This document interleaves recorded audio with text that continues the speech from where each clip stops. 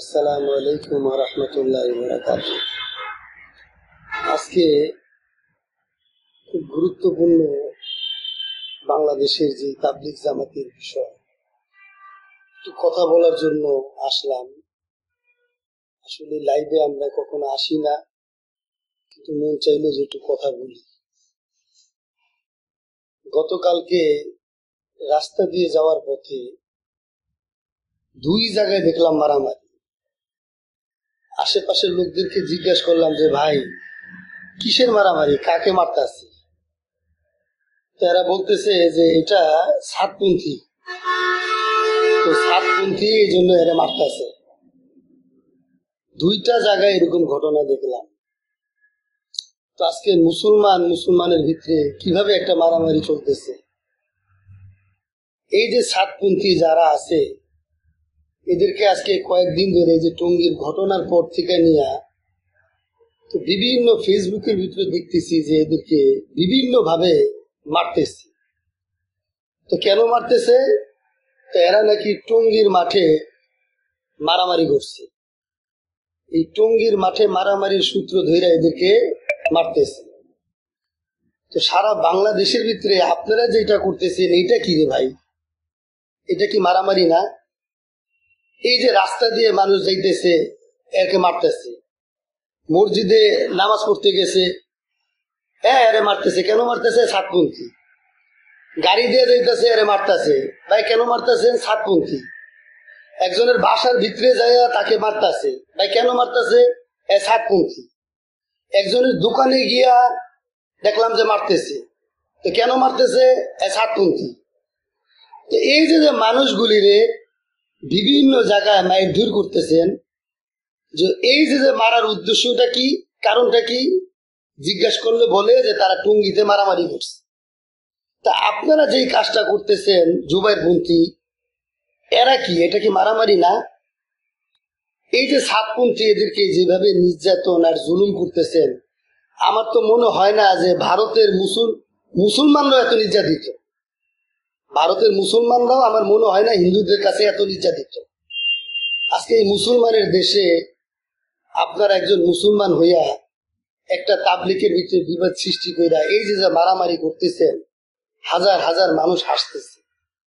হ্যাঁ, কালকে জুম্মার নামাজে প্রত্যেকটা মসজিদে ইমাম সাহেবরা এই জিনিসগুলি আপনারা দেখলাম। বয়ানের প্রধান মাকসাদ বয়ান করলেন এইটা যে সাতপন্থীরা টঙ্গীর মাঠে এরা মানুষদেরকে ঘুমন্ত অবস্থায় জবাই করে দিচ্ছে 4 জন মানুষকে। মিডিয়ার ভিতরে দেখলাম যে 4 জন মানুষ মারা গেছে। তো প্রত্যেকটা ভিডিও শুনলাম যে 3 জন লোক মারা গেছে। 3 জনের তার সন্তানরা বলতেছে যে তিনি সাত সাহেবকে সমর্থন করতে দেখেই তাদেরকে হত্যা করা হয়েছে। আর একজন লোক শুনলাম যেটা বলতেছে জুবাইরপন্থী, যে আমার বাবা জুবাইরপন্থী করতো, জুবাইর সাহেবের তাবলিগ করতো। তার মানে এদের মরছে একজন, আর এরা যদি কইতেছে সাতপন্থী ছিলাম বিদায় আমার বাবাকে হত্যা করা হয়েছে। তা এরা মরছে 3 জন। তো 3 জন মরছে। তো এই যে কালকে বয়ানের ভিতরে আমি ইমাম সাহেবের মুখ থেকে শুনলাম জুম্মার নামাজের সময় যে ঘুমন্ত অবস্থায় 4 জনকে হত্যা করছে, জবাই করে দেওয়া হবে। তো ওই সাতপন্থী যে 3 জন লোক মারা গেল এরা তো আর ঘুমাইছিল না, আপনাদের লোকটা নাইলে ঘুমাইছিল। জুবাইরপন্থী যে সে ঘুমাইছিল, ঘুমের অবস্থায় তাকে জবাই করছে। তো যারা সাতপন্থী 3 জনকে মারা হয়েছে এরাও বলতেছে এদের একটা লোককে জবাই করছে। তো এই লোক 3 জন তো আর ঘুমাইছিল না টঙ্গীর মাঠের ভিতরে। ওনারা অবশ্যই তারা মারামারি করতে গেছে, কিন্তু তাদেরকে জবাই করলো কি? এই 3টা লোক কিভাবে মারা গেল? ধরে নিলাম সাতপন্থীরা জুবাইরপন্থীদের একটা লোককে মারছে, আর সাতপন্থীদের যে অভিভাবক তাদের সন্তানরা বলতেছে আমার বাবা সাতপন্থী করছে বিদায় এরা হত্যা করা হয়েছে। তো এরা 3 জন ঘুমাইছিল না, এদের 3 জনকে কে মারলো? সরকার এই 15 বছর 25 বছর 30 বছর আগে এই লোকটাকে কে মারছে কবরের তো উঠায় এই লোকটাকে ধরে। তো গভর্নমেন্ট কি চাইলে পারে না এই লোকটাকে ধরতে?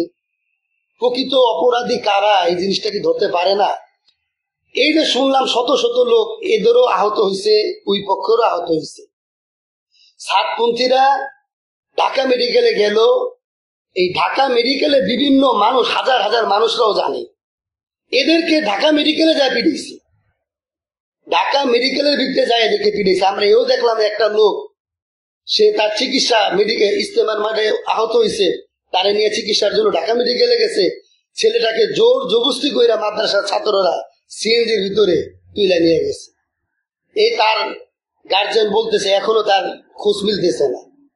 এইটা কি আশ্চর্য! এরকম একটা ঘটনা, একটা মামলা হয়েছে, সরকারকে এটা স্বাগতম যে মামলা করে একজন লোককে ধরছে। তা আমার কথা হলো, ঘটনা তো উভয় পক্ষে করছে, উভয় পক্ষেরই তো মামলা হওয়া উচিত। উভয় পক্ষের একটা মামলা নিয়ে প্রকৃত যে খারাপ যে এই ঘটনাটা ঘটাইছে তাকে ধরা, প্রকৃত যে ঘটাইছে। এখন একটা পক্ষকে অ্যারেস্ট করলো, আরেকটা পক্ষই হইল, এটা কেমন হইলো? এটা তো জুলুম হয়ে যেতেছে একটা পক্ষের প্রতি। সাতপন্থী যারা এদেরকে বিভিন্ন গ্রামে, বাসায়, দোকানে, রাস্তায়, মসজিদে মারধর করতেছে, আর কারা মারতেছে? মসজিদের আলেম, মুফতি, মুহাদ্দিস, মাদ্রাসার ছাত্র, যারা ইসলামটাকে দুনিয়ার বুকে নিয়ে প্রতিষ্ঠিত করব, মুসলমানদেরকে বুঝাইব, জাহান্নাম থেকে বাঁচাইব, এরা এই সমস্ত মানুষকে মারতেছে। কেন মারতেছে? এরা টঙ্গীর মাঠে মারামারি করছে। তা আপনারা কি করতেছেন রে ভাই? আপনারাও তো মারামারি করতেছেন, একটা মুসলমানরা মারতেছেন। এরা তো অনেক দিন ধরে বিভিন্ন জায়গায় দাঁড়ে দাঁড়ে ঘুরছে, ডিসি অফিসে, এই জায়গা যে আমাদেরকে জোর করার সুযোগ দেন। এরা জোর করছে, আমরা এদের জোরকে বাধা দেইনি, জোরকে স্বাগতম জানাইছি।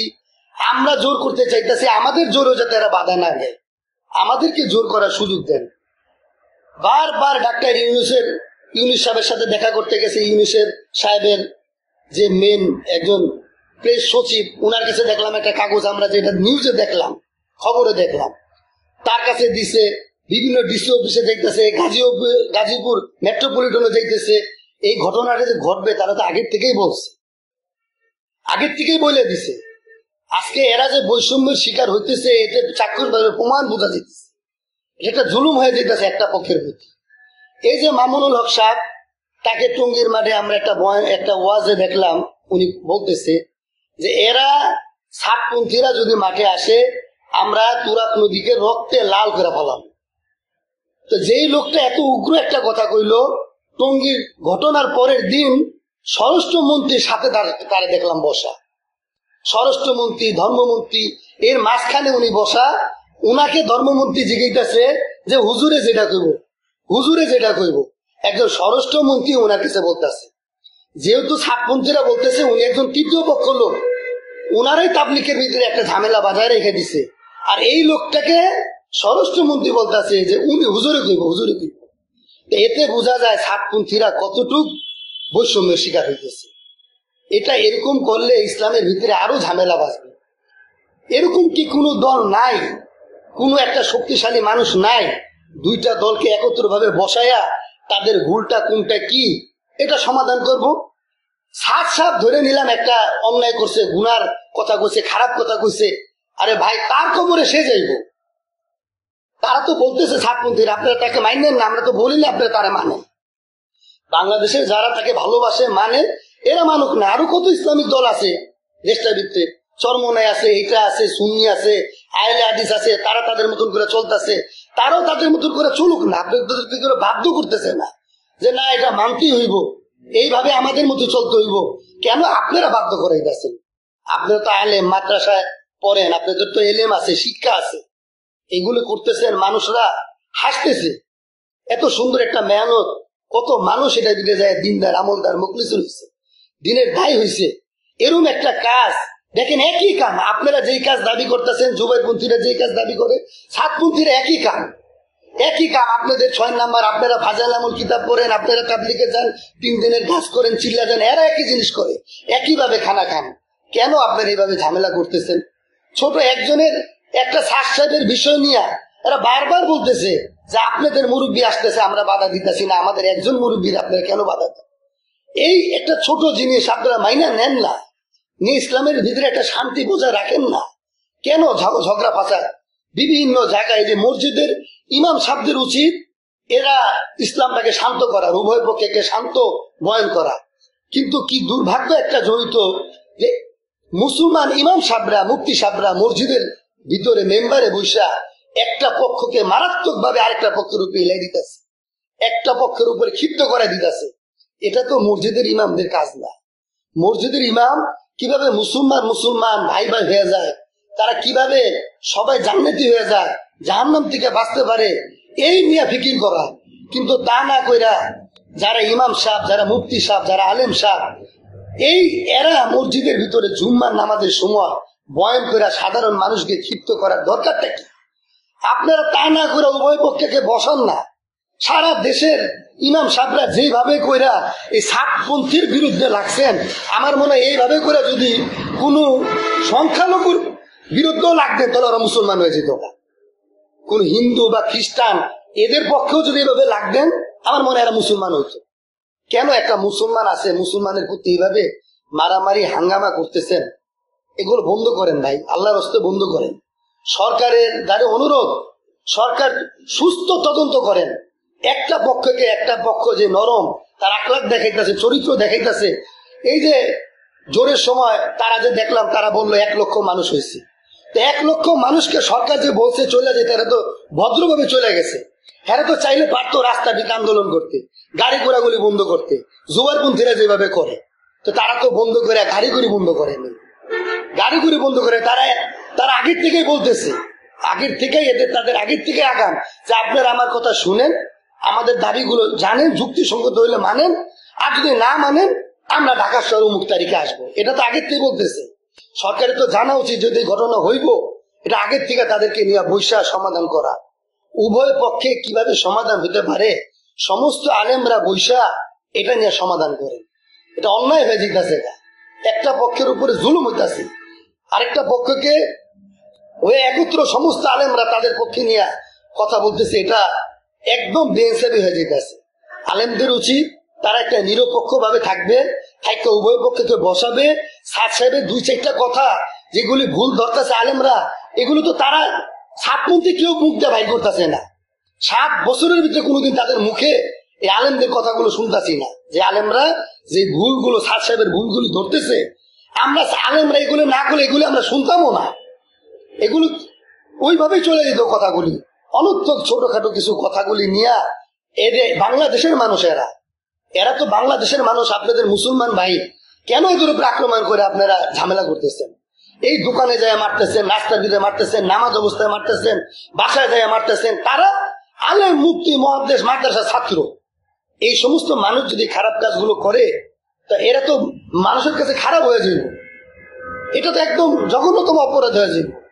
এর জন্য যিনি আছেন, মামুনুল হক সাহেব হোক, হেফাজত ইসলামের এরা হোক, আপনারা মেহরবানি করে 2টা পক্ষকে যদি না মিলে দুজনকে সমান অনুপাতে ভাগ করে দেন, যাতে মেহনতটা সুন্দরভাবে করে।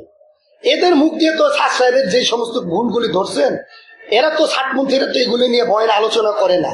তো কেন এদের উপরে আপনারা এইভাবে অত্যাচার করতেছেন, ঝামেলা করতেছেন?